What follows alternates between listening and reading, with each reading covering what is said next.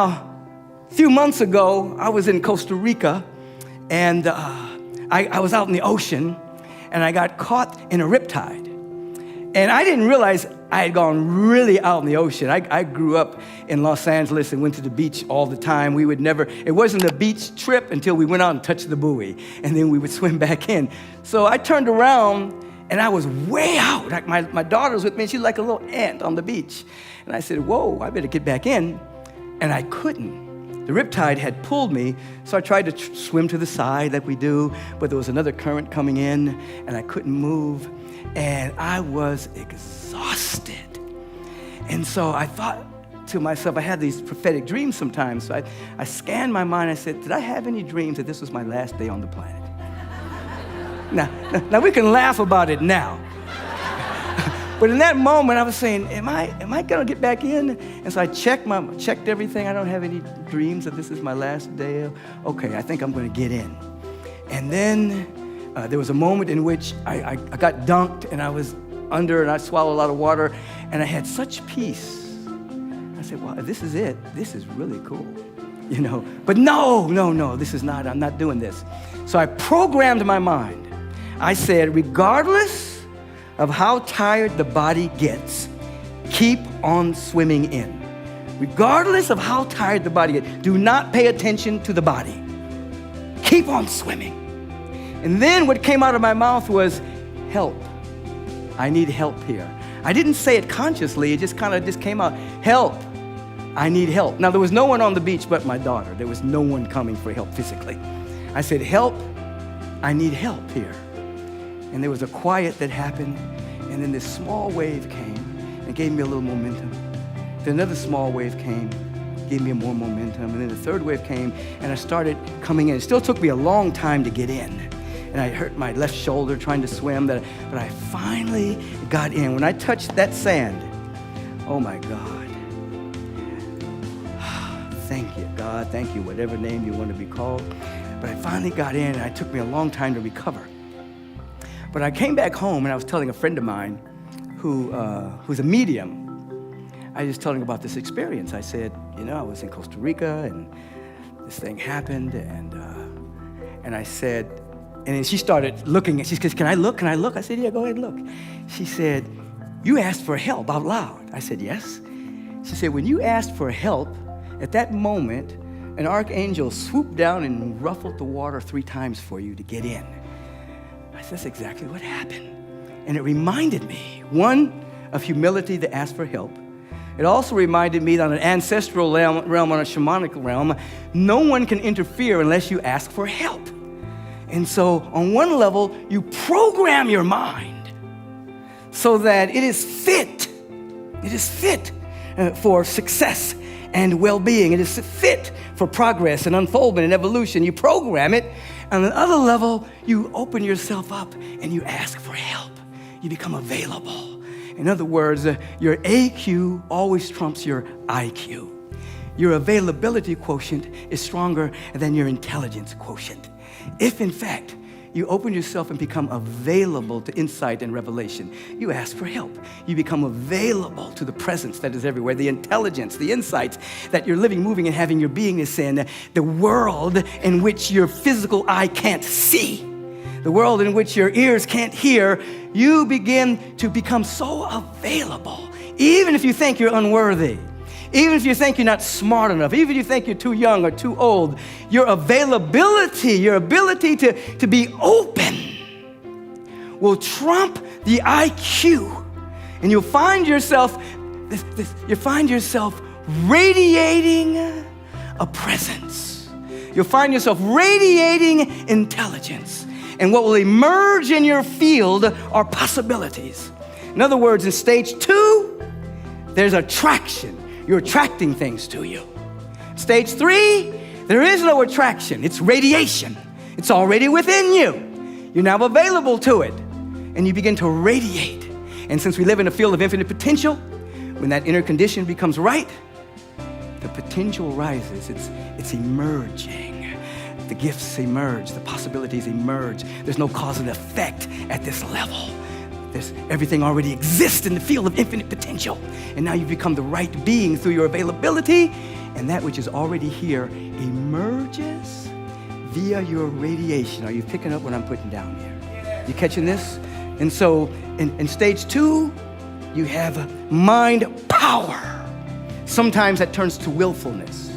Stage 3, you have willingness. Where there's willfulness, there's a wall. Where there's willingness, there's a way. It's a different frequency, a different vibration, different frequency, different vibration. Take a breath here. Release. Take another breath. And so here you go. Continue to feel this. Continue to feel this. You have content. You identify with your content. You begin to identify primarily as a historical being. You identify with your expanded awareness through affirmative prayer, meditation, life visioning, yoga, whatever technology you're using. You begin to identify with the light and the luminosity of your being. You do not put down your human incarnation. You do not put down the historical being. That is your lamp shade, but it is not the light. We get to celebrate our lamp shades. We're black, we're white, we're straight, we're gay, we're bi, we're trans, whatever we are, we get to celebrate the lamp shades. But that's not our primary identity. That's the shade. The primary identity is a historical being that never had a birth, that's radiating and glowing through the lamp shade. And here's what happens as you incrementally have insights into that awareness. You become impervious to the laws that have been set in motion by the lamp shade. In other words, every temporary identity has its own mental laws and stereotypes and glass ceilings and things as to how people think about you based on the color of your skin or your gender. They have their own mental laws. When you begin to identify with insight and revelation, you can't pretend your way there. You begin to identify with your ahistorical self. You transcend those temporary mental laws, and you begin to evoke a law of love and beauty and resurrection and renewal and transcendence. It starts to take over your existence, and you begin to realize that for so long, you have not been in touch with reality. You've only been in touch with your thoughts about reality. Two different constructs. I'll give you 2 examples. One, when I was attending Morehouse College before I went to SC, we used to do a practical joke. I don't know why we called it practical. But we would take a book of matches, light a match, blow it out, and then we'd go touch somebody really fast with a cold match. They thought they were being touched with a hot match, and they would form a heat blister. And they'd be all upset. I said, no, you did that.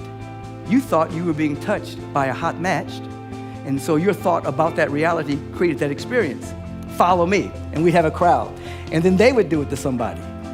And at the end of the day, people's coming to an awareness that their thinking was producing the heat, producing the blister, but it wasn't a match.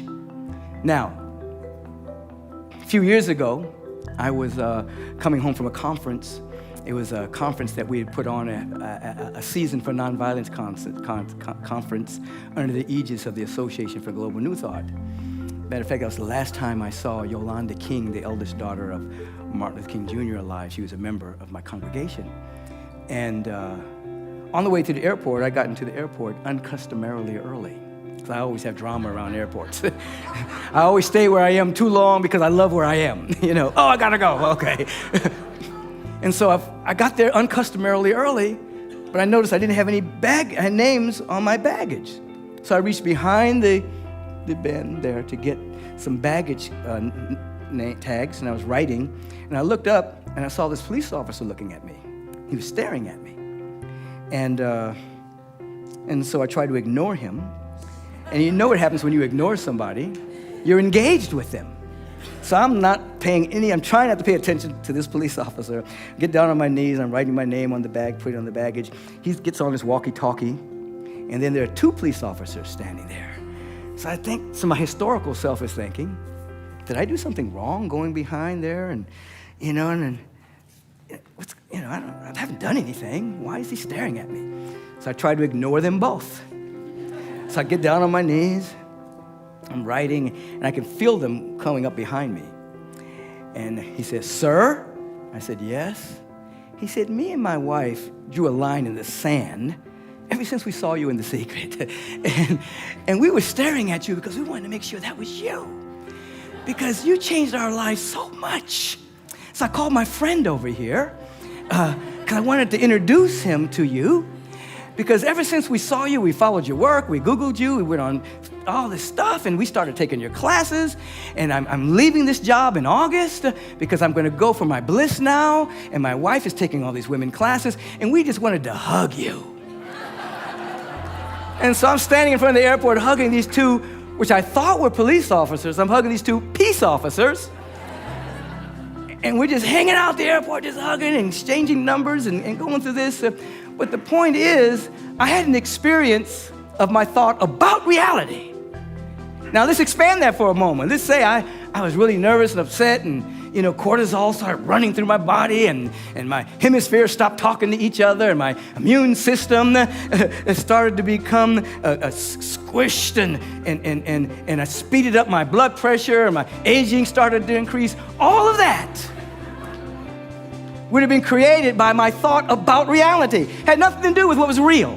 What was real is two men were in love with me and wanted a hug. And the historical self, who had had different relationships with police officers, it's like it's a whole different thing,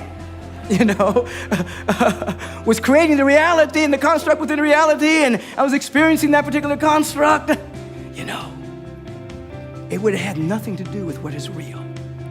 The humanity, through viewing through the lens of merely the historical self, has created a construct, a world, that it tries to be anti-board, it tries to cope, defend, and have compulsive behaviors.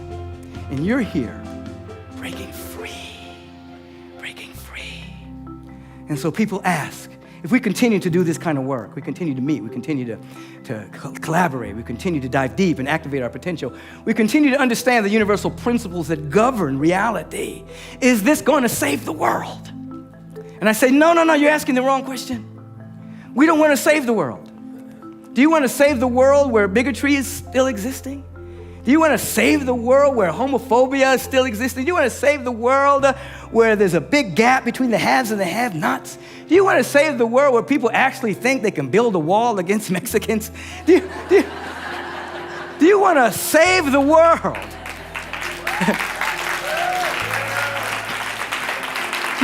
Do you want to save the world in which we're eating depleted, neutered food? And you want to save the world in which we're polluting our environment and the oceans? Do you want to save the world in which there's mass incarceration? Do you want to save the world in which our taxpayer dollars is going to build more and more and more and more weapons, while the other weapons are sold on the black market to fuel other wars on the planet for somebody's profit? Do you want to save that world? No. We're not here to save the world, because the world is different from the planet. We are here to serve an emerging paradigm. We're here to serve a paradigm that we're beginning to articulate at a gathering like this. We're beginning to articulate a new world, a possibility. We're beginning to articulate it.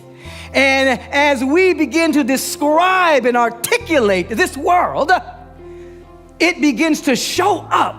You begin to collaborate. Collaboration is the new sexy at this stage of our evolution. Immature competition is fading, and the new sexy is collaboration. Who you collaborating with? Who you working with? Who you sharing with? Who you sharing your resources with? It becomes the new sexy. So we're not here to save the world. We're here to serve that which was previously invisible, articulate it, until we become the instruments of its visibility. You begin to ask yourself, am I representing with my thought, my word, and my deeds this world that I'm beginning to see? It begins to allow you to have moments of sobriety, not just free from alcohol. I'm talking about and drugs. A moment of clarity is what I'm about to say or do. Does it represent the emerging paradigm that I want to live in?